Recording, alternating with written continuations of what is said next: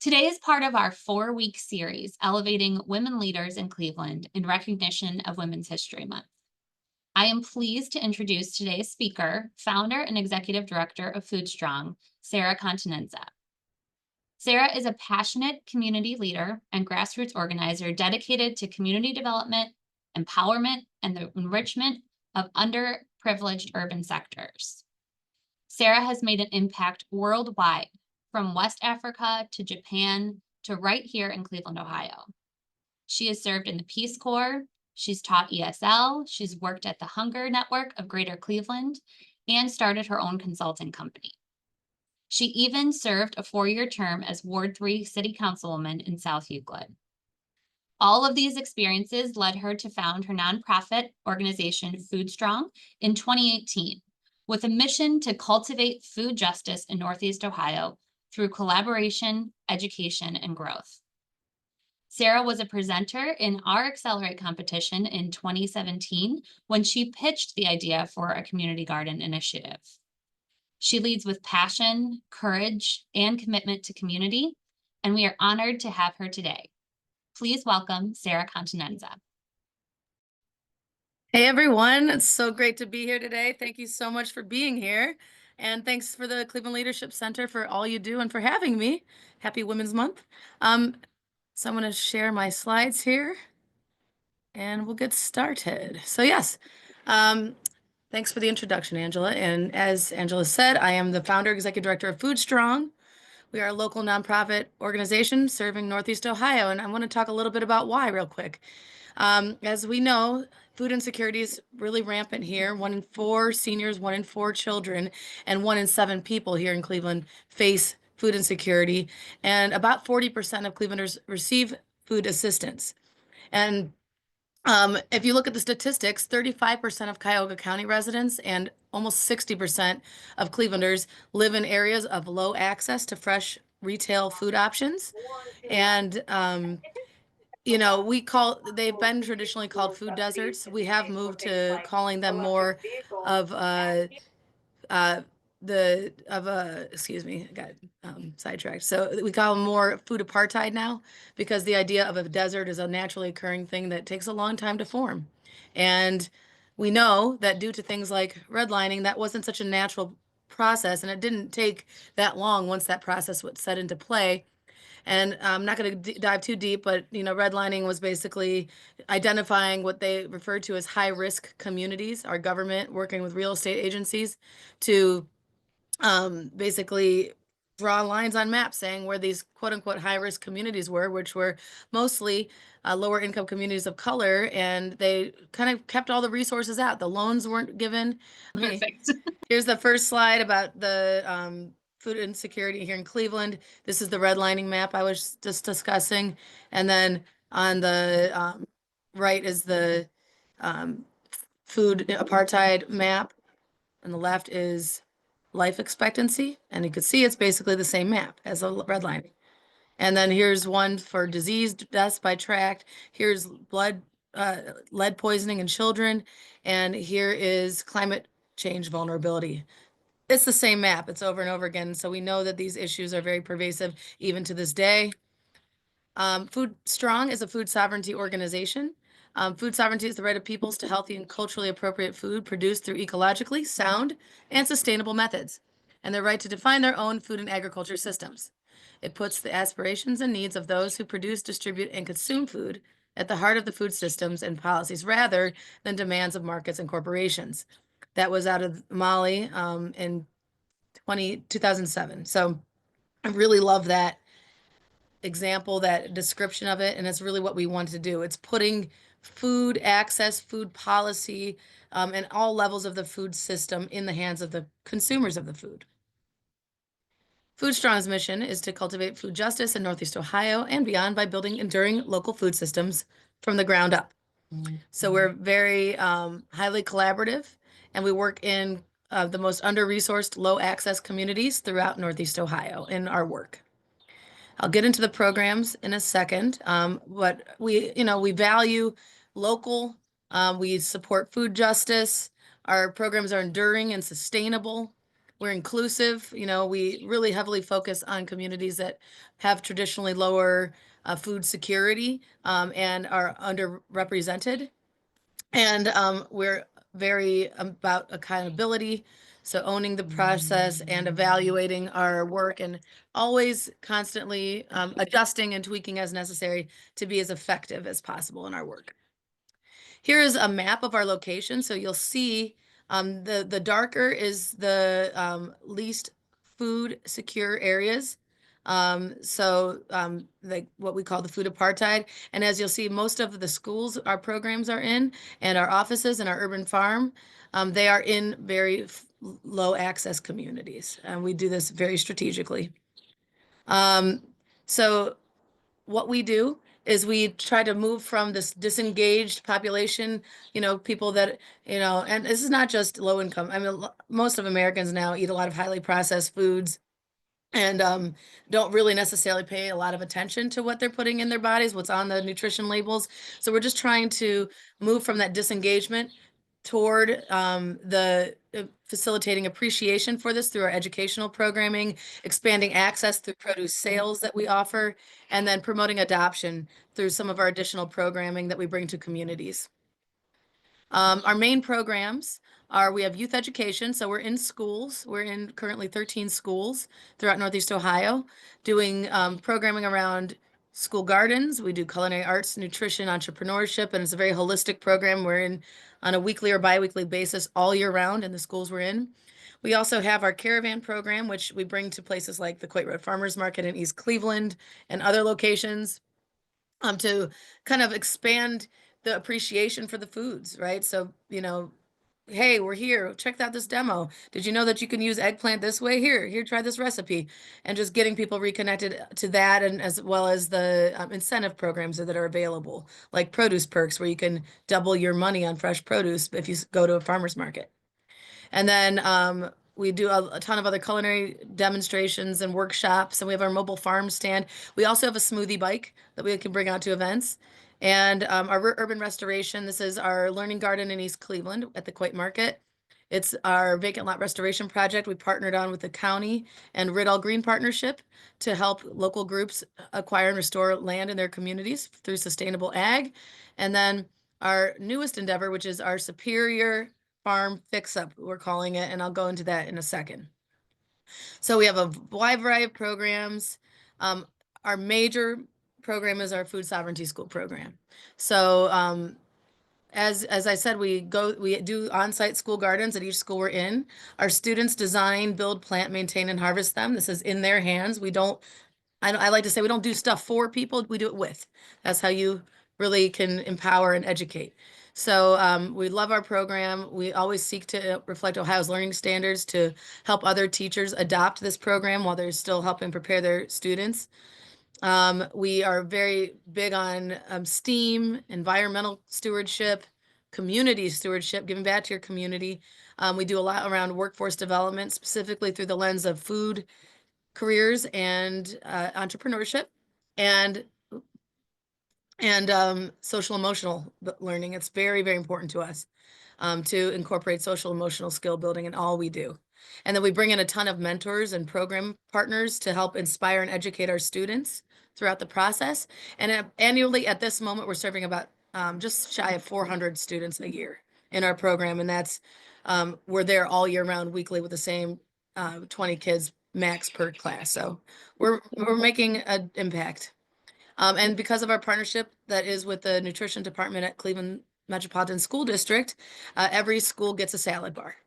And so our kids actually become ambassadors and educate their peers on the fresh produce that's being served. Why is it healthy? How does it grow? And they become the teachers. And I think that's a wonderful way to learn as well. Some pictures. As you can see, we're very dynamic of a program. Kids are outside as much as possible. We're cooking, we're doing art. So we Cuyahoga Arts and Culture sponsors this mural project we do every year, and those murals often hang in the schoolrooms or the lunchrooms. So we're really excited about that.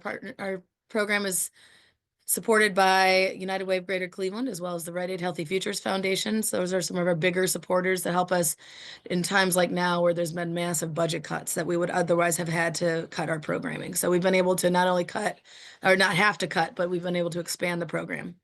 So we use technology to help kids identify plants and learn about how to read nutrition labels. We teach our kids how to use tools. We have a program partnership with Max Hayes Construction Program at the high school, and those high schoolers come out and teach our younger students how to use the tools and put together garden beds. So it's a great peer learning opportunity. Our kids learn how to read nutrition labels and cook and the whole gamut. It's really cool. We love it. Our caravan program, this is a flyer for this upcoming year. We're doing it the second Saturday of July, August, and September. We pay people with coupons to spend at the farmers market just for participating. So you get a passport to go around and visit the different booths, check out the cooking demo, get a health screening, whatever, and then they could trade it in same as cash. And then we have a ton of art, music, exciting activities, and it's a great way to bring the community in, engage them, and get them excited about fresh foods and access to them as well.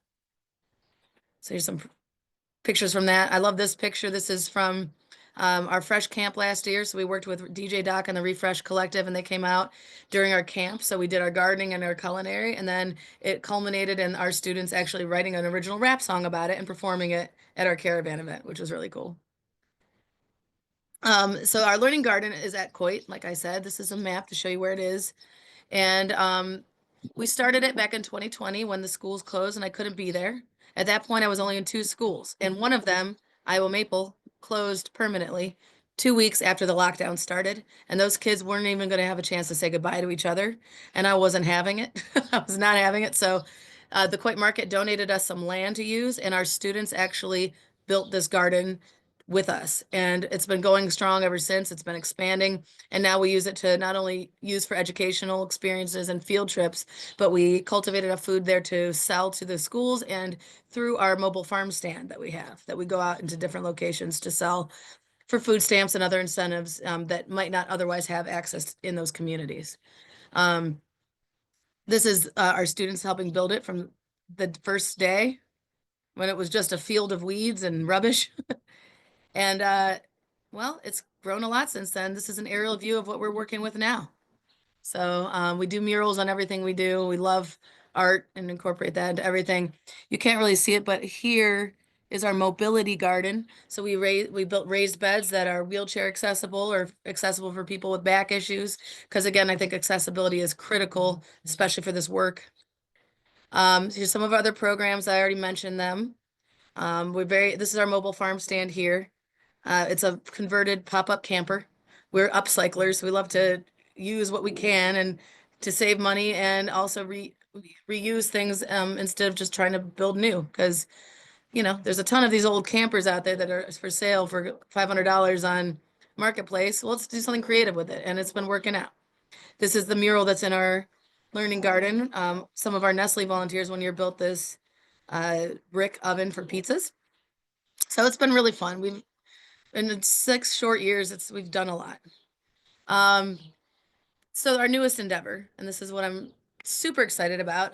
We're calling it Superior Avenue Community Farm, at least for now. Once we truly engage our neighborhood, and maybe there's another direction that comes with it or another name, we're open. But right now, this is like a placeholder name for this new endeavor. This is in the St. Clair Superior neighborhood. It's a 3-acre parcel about 1 mile south of Lake Erie, next to downtown Cleveland. And it's the northernmost point of the Cleveland Foundation corridor. So Cleveland Foundation built its new headquarters here on Euclid Avenue at 66. And if you just travel down 66, you dead end at our property. So we're super excited about that. This land was recently donated to our organization for our programs and to serve as our new headquarters. A little bit of the history of it. It was the Beckenbach Manor before. It was in the 1800s. It was I believe it was a well-known Italian architect that built the home on the property. And then they sold the whole property to the Catholic Diocese in 1917. And 3 years later, St. George's Lithuanian Catholic Church was opened on that property. Here's some construction photos. I went to the archives, got these old designs for the church. The house predates designs, so we've had to start from scratch on those. But some pictures of it being used back in the day. It's a really cool history. And then Community Greenhouse Partners purchased it in 2010, and they were using it for organic farming. And they've been doing that ever since until 2021 when they closed the farm, and is their board president and board that has decided to donate it to Food Strong. So we started on the property last year, and we have since hosted so far over 400 volunteers.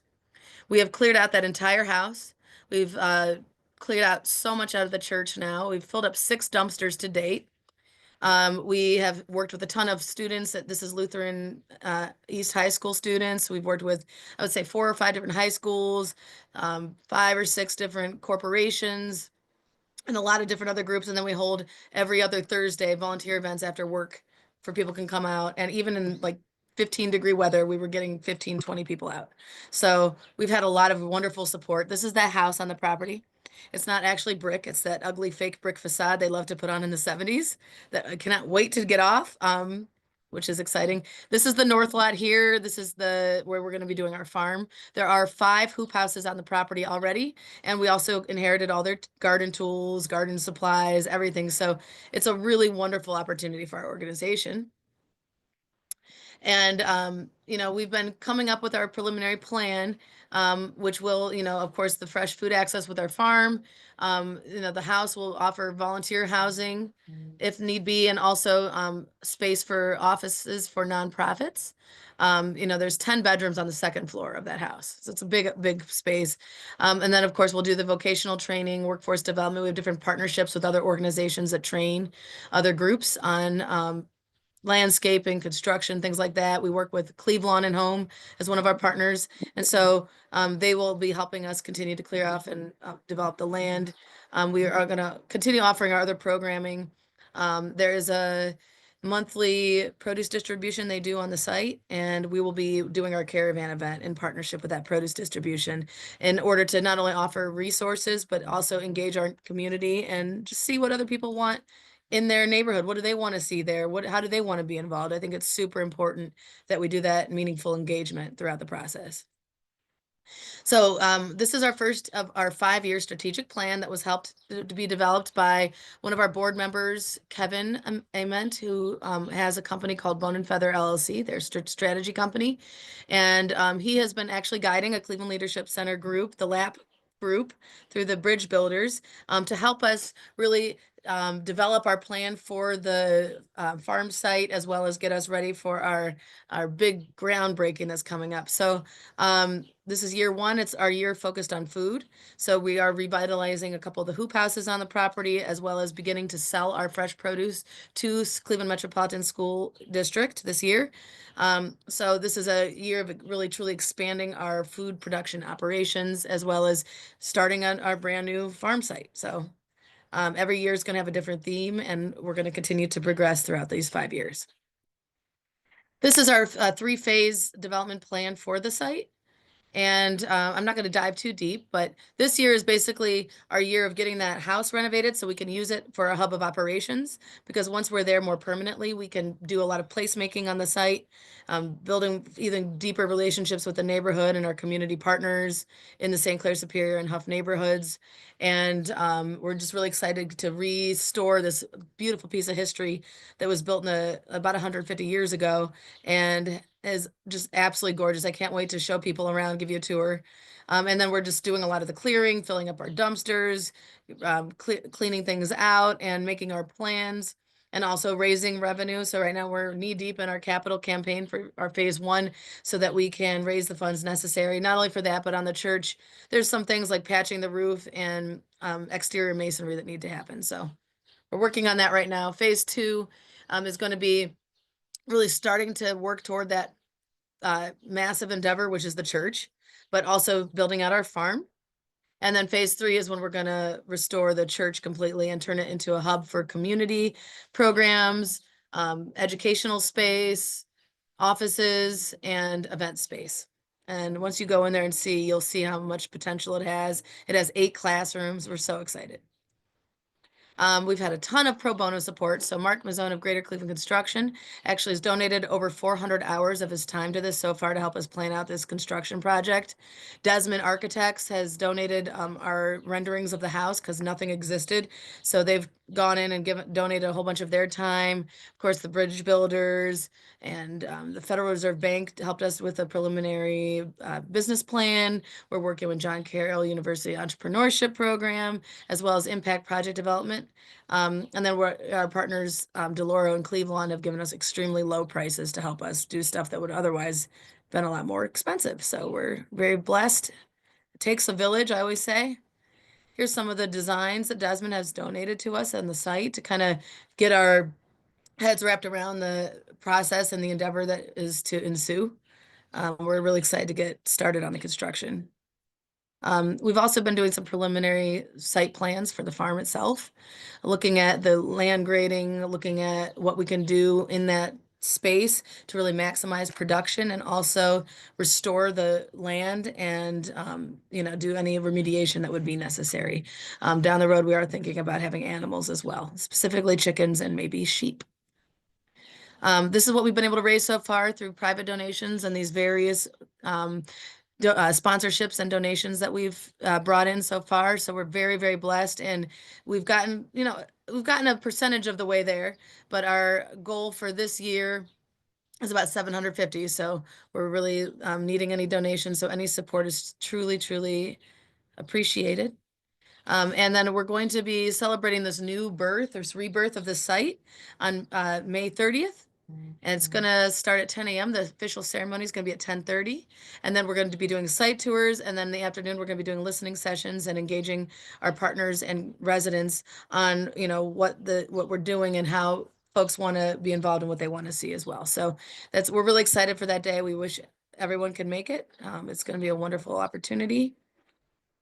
And then here's some of the ways to get involved with us. So we do a ton of volunteerism, as you have heard, both at our Coit site, our Superior site, and then our school programs. We adopt, basically we have a volunteer adopt one of our school sites and come every week and build relationships with the students. So, like interns in education programs or even retired teachers love to do that kind of stuff. So we have a few openings right now. And then also the school garden maintenance over the summer. Anyone sometimes people will actually adopt one of their school gardens and help us take care of it over the summer when we're not in class. And we always love skills-based volunteers, and then of course donations and sponsorships. So this QR code takes you to the ways you can either donate or register for volunteerism, and it's also on our website. So that's about what we have today. Is my contact. So yeah, I guess I'm gonna open it up to any questions and comments. Yeah, thank you, Sarah. So usually I keep this question for the last thing, but there's lots of interest in specifically like how to volunteer. What's the maximum number of people you can have? Where do you have the most need? How can people get involved to help you right now? Awesome. Thanks for that question. So on every other Thursday, and that will include tomorrow. Yep, tomorrow. Anyone that wants to register is welcome to come. As you've seen, that is a massive endeavor. We are in the process of filling up our sixth dumpster, so the more the merrier. We also have on first Saturday of every month at the Coit Road Farmers Market, we do volunteer events, and more the merrier because whatever we don't need help with in our learning garden, the Coit Market also always needs a ton of support in cleaning it and organizing and helping on that side of things. We'd love to work with them and help them whenever possible. So those are our kind of public facing. Anytime you want to pop in, you could just register through the link and come in. And then we also host corporate groups or volunteer groups, and that would be something you just reach out to me directly. Info@foodstrong.org works fine. And then we can discuss, what that could look like when you're looking for and things like that. We do ask for a donation to help support the staffing costs if we're coming out specifically for your group. But we love working with groups like that as well. And then if you're interested in the school programming, that's you can just let me know, and then I will connect you to Stephanie, our education manager, and she will plug you in based on your availability and what our needs are. That's great. So I want to go back to that because your leadership has served as an example for youth, and I know that you have helped young people get business plans together and find success of their own. So do you have any success stories you can share? Yes, I do. I think I'll just go back to the one screen. I'll show you Jeffrey. Jeffrey, um, started his own business. Here he is, far from the ER when he was 11 years old.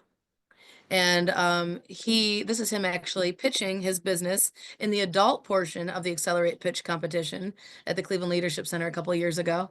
Um, because he basically, we're always talking in our class about solving a real world problem. You know, what kind of problem would you like to solve with your business idea? And he said, well, Miss Sarah, I spent my whole life in the ER because of my food allergies I didn't even know about until recently. He couldn't eat anything. And he said, every time I went to a birthday party, I couldn't eat their cake. So he was like, I wanted to change that. And so he makes baked goods free of the 9 allergens and sells them at our different community events or caravans. And I'm actually going to be purchasing some from him to distribute at our ribbon cutting as well. And he's going to be saying a few words during the ribbon cutting to let people know about his journey. But that's one of our success stories. Actually, Jonathan, another one of our young entrepreneurs. He started a photography business after being inspired by the program and some of the mentors we brought in. And so his dad gave him a camera, and now he's doing photography and is studying that at the Cleveland School of the Arts. And we have him most likely, as long as he gets cleared with his parents, coming out to do the photography for our ribbon cutting. We always love to pay our young entrepreneurs for their services. So we have quite a few examples. Our youth are very innovative, and we love working with them. That's awesome. And I think you provided so many examples too, just of that meaningful engagement that you mentioned for the community. So I'm just curious, what have you learned about Cleveland through your work with this specifically? Well, you know, I lived all over the world, Peace Corps, all these other places, and I saw hunger in so many different forms. Um, when I came to Cleveland, you know, it was really, really surprising given A, how much money and resources we have here in America, B, how much food waste there is. And like even like when I was just working at the dining hall at Ohio State, we'd throw out hundreds and hundreds of pounds after every shift. It was crazy. And we have this, yet we have so much hunger here. And what's surprising is that you wouldn't see it and on the surface know it to be hunger because a lot of people are overweight or even obese because they are overfed and undernourished. They're getting a lot of chemicals and calories, but not nutrients. And so what's really surprising to me that we can be in a first world country and have those kind of outcomes and that level of hunger and that level of food insecurity. In a place like Cleveland, Ohio, nonetheless, where yes, we have rough winters, but we have some of the most biodiversity in the entire world. You know, you don't go to many places and see so many different plants and animals all cohabitating and all existing together. You don't see that. And so the fact that we have all this food and medicine growing all around us and yet people are starved for nutrients, to me, it's pretty mind-boggling. And that's a big reason why I do what I do. Yeah. What keeps you going? Because it sounds like very challenging work, and you mentioned the community partnerships. How do you pull it all together? How do you move things forward? Well, I said before, and I'll say it again, it takes a village. And if it was just me, I would have given up probably already because there were some moments where I was like, I don't know, because there would be some really rough patches. 2020 was a really, really rough year for a lot of reasons. I got almost killed by a dog. My board went haywire. And then, of course, all the other stuff of 2020 that, you know, everyone remembers. And I almost gave up, and my board president, Nicole, she is the owner with her husband Fabio of Lago, Sora, all them. She's been so supportive. She's like, you are not giving up. She's like, I'm going to step up. I will be the board president. She's like, we're doing this together. Um, and I kept, you know, pushing through because of that moment. Like I definitely realized I wasn't alone, you know. Greater Cleveland Construction, they're the reason why I even took on this farm because I'm like, I don't know if I can even handle this kind of, I don't know anything about construction. And that day I had gotten an email because I was about ready to say maybe I'll pass because I was not ready to take that on. And I had gotten an email. Hey, this is Mark Mazzone. I don't know if you remember me, but you know, we met a few years ago. I don't know if you need any volunteers. I'm like, what? What? So I picked up the phone. I'm like, So I have a project, but I don't know if I should do it. What are your thoughts? He was like, take it. I'm like, okay.